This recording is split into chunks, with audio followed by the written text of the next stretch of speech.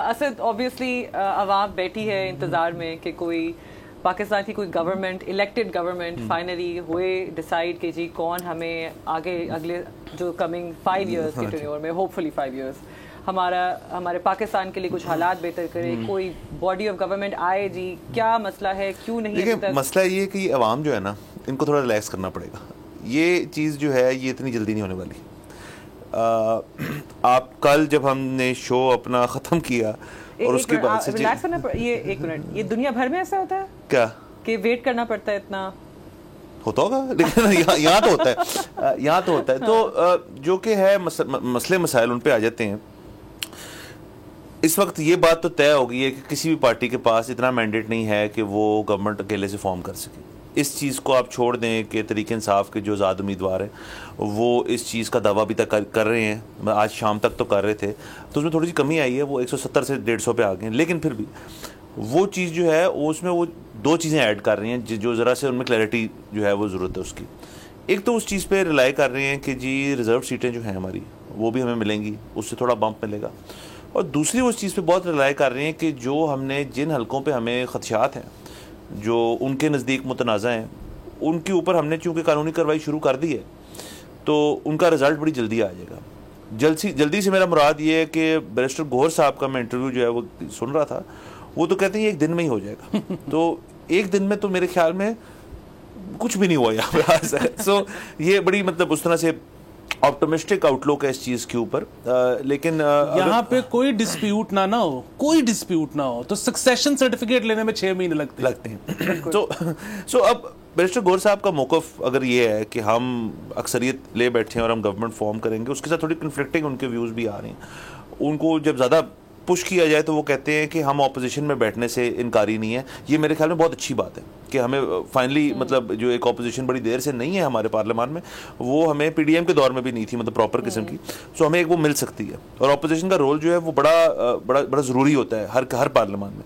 और अगर तो तहरीक इंसाफ के ज़्यादा उम्मीदवार जो हैं वो इस चीज़ को करना चाहते हैं, हम इस चीज़ में थोड़ा आगे जाके डिस्कस करेंगे कि उनके वो उसकी टेक्निकी वजूहात क्या, आप इंफॉर्मेशन लाएँ उसके ऊपर। लेकिन बुनियादी मसला ये है कि एक ऑपोजिशन की हद तक होने में उनको एक पार्टी के साथ मुंसलिक होना पड़ेगा, नंबर 1।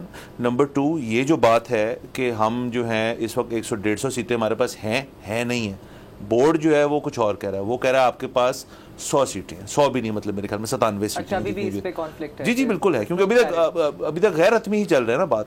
अभी ये मुल्क जो है ना थोड़ा गैर हतमी हुआ है। अभी जो हतमी तौर पे जब ईसीपी जो है बाकायदा देगा, मेरे ख्याल में कुछ रिजल्ट्स आना शुरू हो गए, फाइनली फॉर्म 49 देना शुरू कर दिए, लेकिन तमाम अभी तक खत्म नहीं हुई बात। और अब हम I think 4th day show खत्म होने में 4थे दिन में हम आगाज कर लेंगे इलेक्शंस के बाद।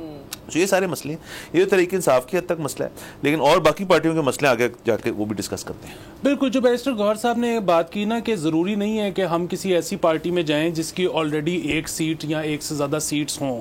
हम किसी भी ऐसी पार्टी में जा सकते हैं जो कि रजिस्टर्ड है, तो हम उसमें जा सकते हैं। अच्छा, ये एक प्रॉब्लम है, ये जिन्होंने कंटेस्ट किया, जिन्होंने कंटेस्ट करके एक पार्लियामेंटी सीट हो उनके पास, एटलीस्ट एक हो। नहीं, सो वो यही कह रहे हैं कि हम ऐसी में भी जा सकते हैं जिसके पास एक भी नहीं है। ये बैरिस्टर गौहर के contested, as long as they contested।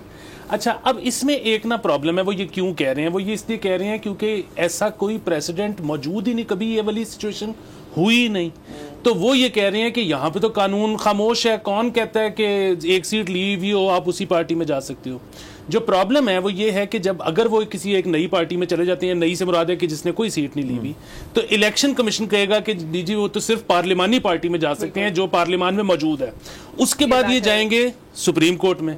अच्छा, सुप्रीम कोर्ट में वही वाली बात कि जब ये बल्ले वाला भी चल रहा था, सिंबल वाला मसला, तो अक्लमंदी का तकाजा तो ये था कि अगर इनको जिस तरह से ये खुद कहते थे, मतलब अगेन हम कुछ नहीं कह रहे, ये कहते थे कि हम रियासती जबर का निशाने पे हैं, तो अगर इनको पता था और ये एंटिसिपेट कर रहे थे ऐसा फैसला, तो फिर इनको चाहिए था कि उसी वक्त विक्टों के लिए अप्लाई कर देते। मतलब जाहिर है एज अ पार्टी नहीं, वो तो शायद डेट गुजर गई हुई थी, लेकिन इंडिविजुअल्स इनके जो ज्यादा सारे थे वो कहते जी हमें विक्टें दे दें। सारों को ना मिलती लेकिन कईयों को मिल जाती, फायदा हो जाता। ये बैठे रहे, इवेंचुअली इन्होंने अपना वो बल्ला कैंसिल करवा लिया और उसके बाद वो ठीक है, उनकी परफॉर्मेंस मुनासिब रही है, लेकिन डेंट तो पड़ा ना।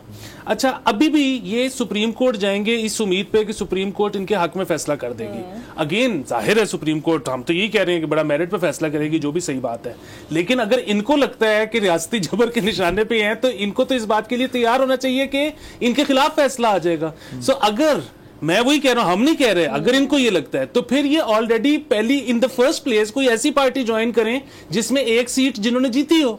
ट्रू सर, इसकी वजह टेक्निकली एटलीस्ट ज्यादा आपके फेवर में हो, इवन दो जिस तरह आप लास्ट टाइम भी कह रहे थे कि PTI is full of most of them are actually lawyers, तो जितने मर्जी आप इधर लीगल ब्रेन्स लगा लें, जितना मर्जी आप कोशिश कर लें कि आप बिल्कुल एक सॉलिड लॉजिक के साथ जा रहे हैं, what we have seen recently is that might not work.